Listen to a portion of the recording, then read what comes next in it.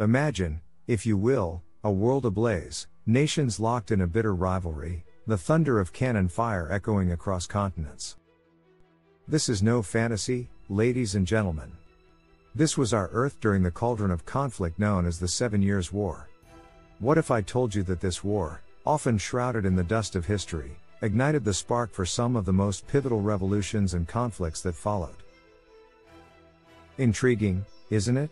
Today, we peel back the pages of history, unfurling the profound political repercussions of this tumultuous war. So stay with us, because we're about to delve into a narrative of power, revolutions, and the echoes of war.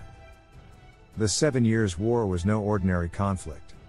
It was the first global war, where the sun truly never set on the battleground. Unfolding from the frozen landscapes of Europe to the sultry jungles of India, this war left an indelible mark on the political landscape of the world, shifting the tectonic plates of power. Let's set our time machine to the mid-18th century and journey to Great Britain, a lion among nations. A lion whose majestic roar echoed across the globe, asserting its authority and prowess. This was Britain at the height of the 7 Years' War, a phoenix wrapped in a Union Jack, emerging victorious from the ashes of conflict. But even victories have a price tag, and let me tell you, this one came with a receipt longer than the River Thames. The British coffers, once overflowing like a merry pub-goer's ale, began to run dry. War, my friends, is an insatiable beast that devours gold with the same relish as it does men. And Britain, despite its outward gleam of success, was feeling the beast's bite. The teeth marks were visible on King George II's monarchy. King George II, ensconced in the glow of military success, found himself in a paradox. The more his troops won, the more his authority seemed to wane.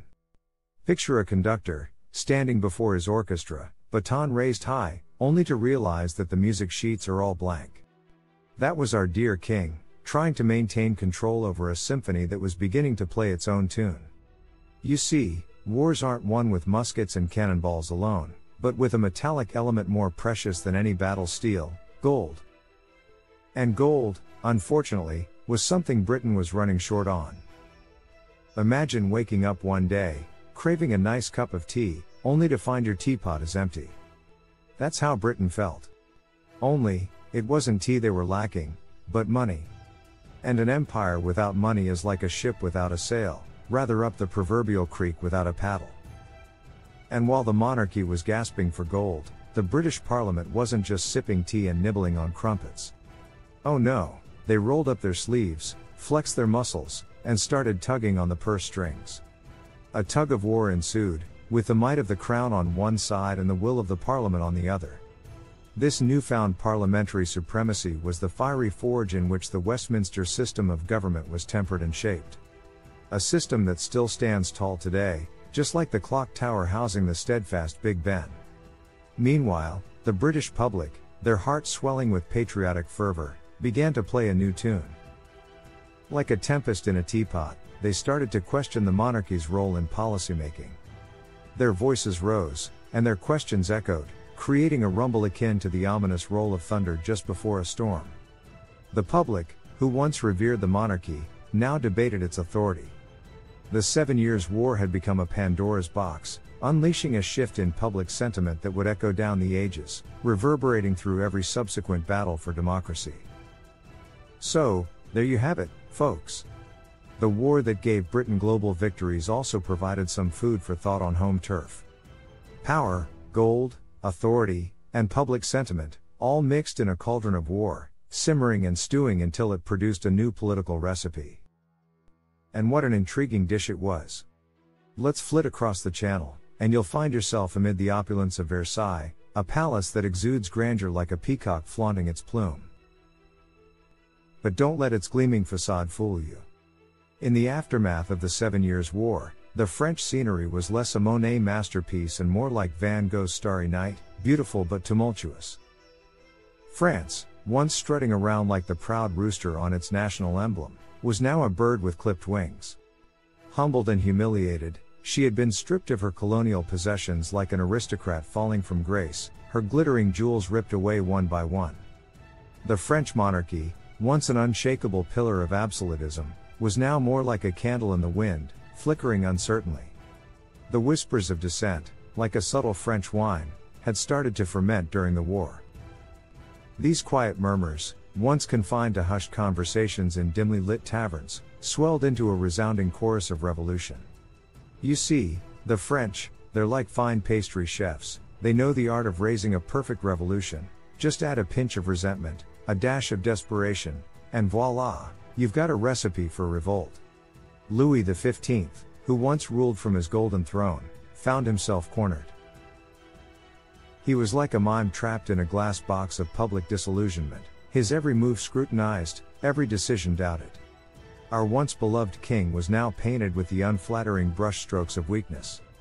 But as any good French chef will tell you, you can't make an omelette without breaking a few eggs, and in this case, the eggs were the foundations of the French monarchy.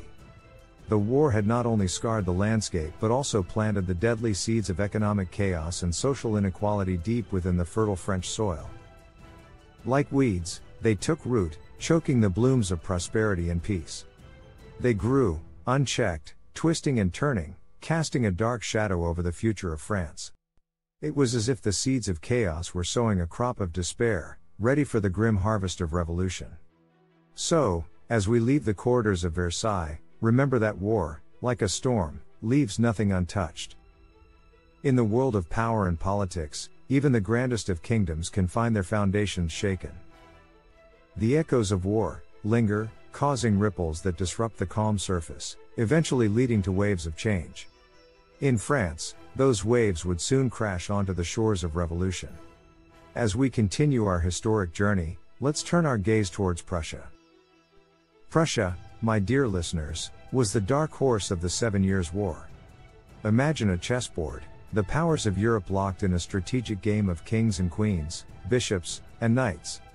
While others played their predictable moves, Prussia was the cunning pawn that dashed across the board, emerging as a surprising queen. In the heart of Prussia stood its king, Frederick the Great. Now, when history names you the Great, you know you've left quite the impression. And Fred, as we'll affectionately call him, did precisely that. In the grand theater of war, his was a performance that earned standing ovations. His leadership was the magic potion that transformed Prussia from a regional player to a significant European power. But this wasn't merely a power trip.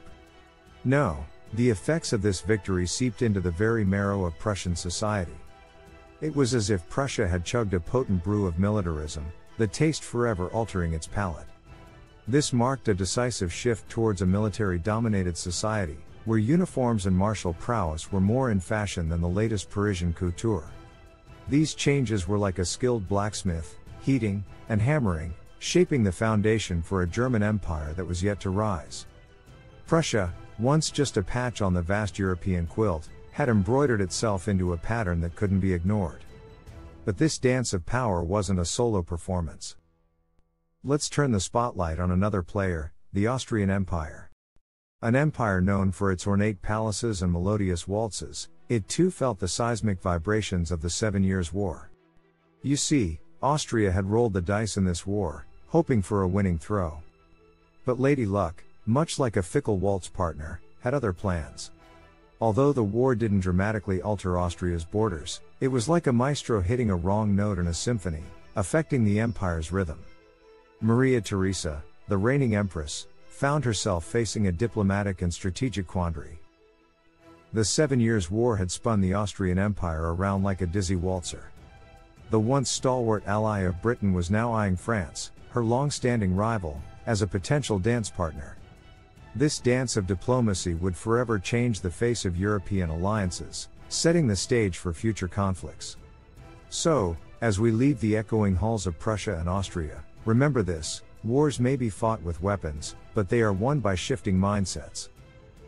By turning the tide of public sentiment, forging alliances, and by lighting the flame of ambition.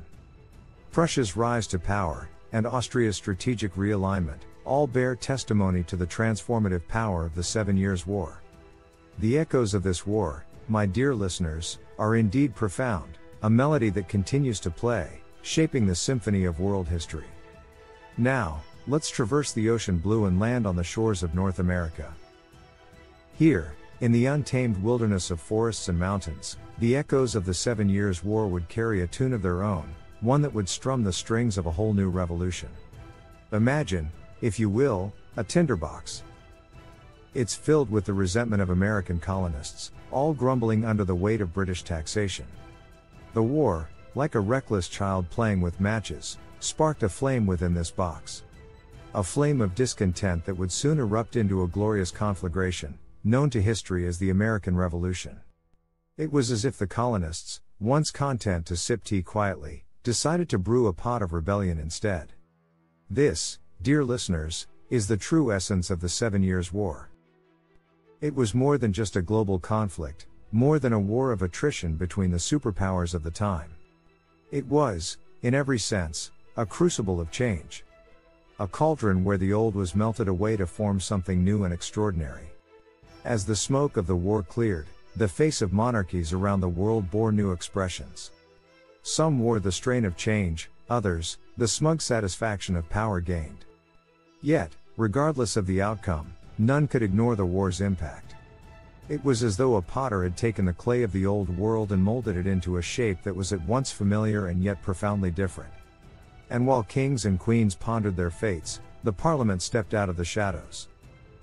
Their powers, once stifled under the heavy cloaks of monarchy, now swelled, pushing against the traditional boundaries. It was a power surge that rippled through the political landscape, altering the course of governance and policymaking. But change is not the exclusive domain of kings and politicians.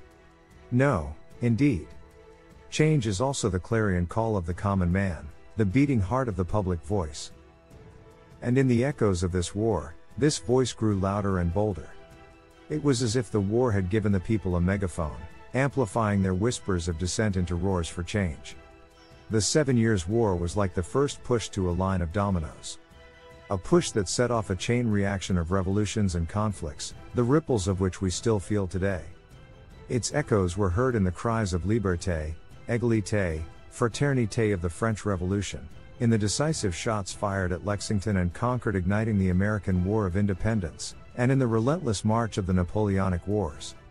The voices of its leaders, the rumble of its cannons, and the beat of its drums, indeed, continue to echo in the annals of world history.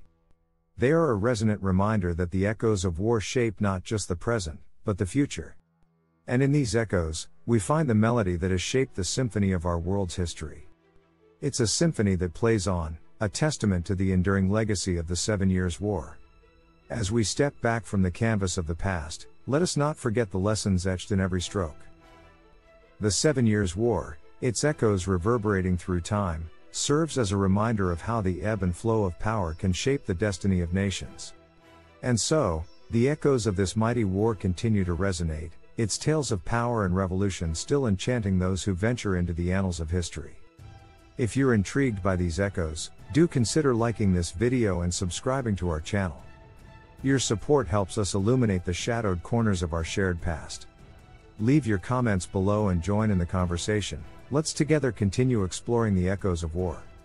Until our next journey through history, remember, the echoes of the past inform the rhythm of the present and the melody of the future. So stay curious, keep exploring, and above all, never stop listening to the echoes of history. Until next time, keep the wheels of time turning.